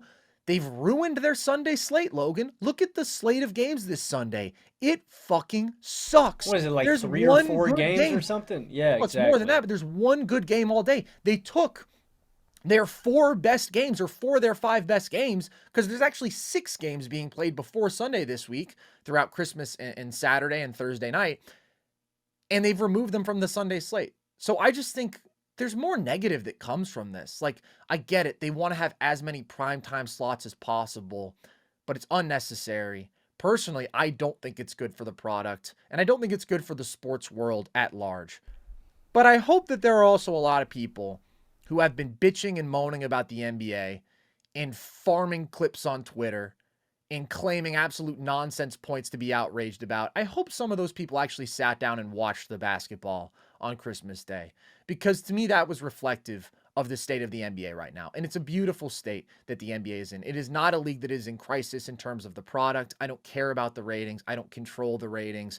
I think that the ratings speak to so many complicated factors, but fundamentally, I'm somebody who loves basketball. And if you watch our show, you probably love basketball because we get really in the weeds and we get really in depth and we talk about fucking Slater Martin and dudes who played for the 50s Lakers. Like, it's preposterous how much we love basketball and how much we love football as well here, how much we love those 2 sports. If you're one of those people, then I think that you know that the talent has never been better in the league. And that this quote-unquote crisis to me is mostly just manufactured nonsense by people that have a vendetta against the NBA, maybe because of political stuff, maybe because they just don't like basketball, and they want to make themselves out to be like the victim of some great decline here and claim that the NBA is falling off a cliff. And I just don't think you can watch those games and think that that's true. And I think if you watch the league night after night, I'm not saying that there aren't problems. I'm not saying that there aren't reasons for the ratings decline that go beyond just, hey, everything is more niche in today's world and people are streaming way more. Like, I do think that there's validity to the idea that the average American fan needs a great American to latch onto, and increasingly the great players are international. You know, actually, I think about tennis, a sport that I love a lot, which was wildly popular in the US in the 1980s, Logan, if you can believe it. And then what happened? 21st century, there's a huge drought of American stars. Americans don't tune in. Obviously, Serena Williams is a megastar, and American women have actually done great in tennis this century. I'm talking about the decline of men's tennis in America. Basketball is not going to ever be nearly susceptible to that because it's so much more part of our national identity. And even when you have Jokic and Giannis and Embiid and Shea and Wemby and these guys running the league and Luka, like there's always going to be a bunch of great American players, but I'm not saying that that's not an issue in terms of broad popularity in the US, because I think it's great for the growth of the game internationally, which is happening exponentially, which a lot of these ratings metrics don't capture. But when I watch the games, I see a league that is very competitive, that has more talent on more rosters than there's ever been, that has a style of basketball that is really quite beautiful because you don't have unskilled bigs bogging things down in terms of spacing. You don't have bad post-up players forcing up their post hooks that are taking offenses out of rhythm. You don't have bad mid-range shooters forcing up mid-range shots. All of the beautiful artistic aspects of the game, the post game is alive and well. It's just great players who are posting up. The mid-range game is alive and well. It's just great players who are shooting. Well, and Julius Randle. Everybody. And Julius Randle. That's a good point. But you know what I'm saying, broadly. And everybody on the floor is actually good at basketball and is generally fun to watch because the floor for an NBA player is so much higher than it used to be. And I think that has a greater impact on the product when you just have way fewer unwatchable players out there who can't shoot, who struggle to handle. Like, Julius I think that's Randle. a lot bigger of a deal. Yeah, Julius Randle, Logan, good point. Than people give it credit for. So this has been like the storyline of the season somehow in the NBA, which I just think is such nonsense. And I don't know, man. That was a highlight of my holiday, that the NBA had such a great day, and I just don't think that you could deny that. And I'm really, really tired of a lot of the disingenuous narratives that have gone around because I love this sport. And the NBA, if there is one NBA fan in the world, it is me. If there are no NBA fans, I am dead. And I've been killed with Logan by Julius Randle in a revenge killing. That's all I have to say. All I hope is that the trolls online who have these sentiments were warm and cozy and sat planted in front of their TV so they could enjoy these games. Probably not, because I don't know what they've been watching beforehand. I guess just That's fair. clips compiled of one possession a game where you know, Carson, I've seen this thing on like social media, right? So if you believe something, right, the algorithm knows that you enjoy interacting with it. So what it's actually going to do is feed you more of the things that you believe and that you enjoy. Or ironically, if it makes you angry, it's actually even more likely to feed it to you. That's Twitter's formula, at least. So you stay on the app and continue engaging with it. Exactly, because people engage more with stuff that makes them angry than stuff that makes them happy and genuinely interests them. Isn't that a great formula for keeping people on your platform? Isn't that a really honorable way to do it? Last thing I wanted to add, because I think you summed it up and said it really well. Yeah. NFL, stay in your lane. They won't. I know they're going to probably continue to trot out football games every single year because they know that it's a market that they can capitalize on, and that's all they care about. And I think the ratings were good for the shit product that they put out yesterday. I don't think it's a good idea. It doesn't matter what I think. And we are ultimately, said this before too, guys, we're going to get an 18th game. It's going to happen in the schedule. They have to pass it through the NFL Players Association first, so they're probably when they legalized weed, the only way to get players allowed them to smoke weed, which everybody was doing before. Now they can just do it legally. Fuck you, NFL. Thanks for ruining Josh Gordon and Martavis Bryant's career over some pot, and then you end up legalizing it, you assholes. Thanks for doing that, but they're going to add some incentive for the players. I don't know what it's going to be. All I ask of you guys is that when you do this, is that we get mandatory extra bye week throughout the season for whatever teams, and I know this would destroy your profit margin for whatever week we choose, I would personally give every team 3 bye weeks. You have one throughout the season, you have a second one throughout the season where every team's off or whatever, and then we have a third one for every single team at some point in the season where they can all, because 12 games was a lot of games to these guys back in the day. 14 games is a lot of football to put these guys through. 16 was already pushing it. It's just really unsafe. And so when you're maximizing your profit margins and all that, I just want you guys to think about the health and the safety of these players because they are what makes your league work.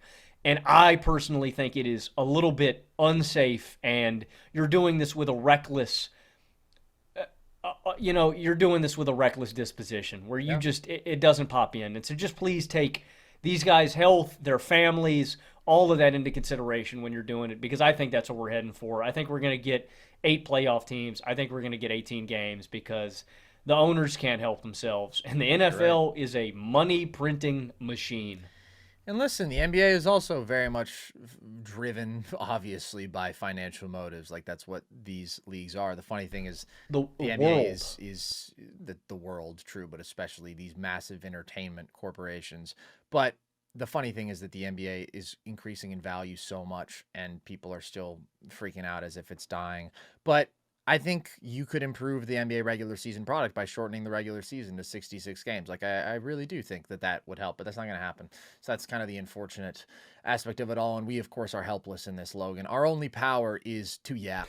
No, I have to watch more basketball. I know. I hate it so much. All I wanted for Christmas was Kendrick Perkins to get down on the low block, and I wanted to see Big Baby on the other block opposite him, and I wanted to watch them both post up for just 5 straight possessions. You could in prison. I think That's Big a Baby's beautiful probably game. balling in there, man. God, I hope he's okay. He probably runs the jail. That dude's 6'9". That's a good point. That's a pretty good point. But that's all I wanted for Christmas, man. I wanted to watch dudes miss from the high post and the low post.